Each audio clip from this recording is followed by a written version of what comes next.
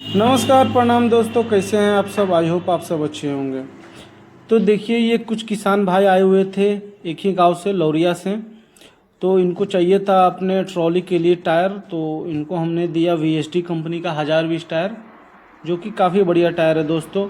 दीवान company का tyre है ये, 2 साल के फुल गारंटी के साथ आती है। तो देखिए सब टायर इनका बिल हो रहा है। सब 1020 टायर है दोस्तों, काफ़ी बढ़िया टायर है। तो जो भी मेरे किसान भाई होंगे जिनको लेना होगा वीएसडी कंपनी का टायर, तो हमारे पास आ सकते हैं यादव इंटरप्राइजेज़ पे। हमारा एड्रेस पड़ेगा Misrauli Chowk, NH 727, Bettiah to Lauriya road.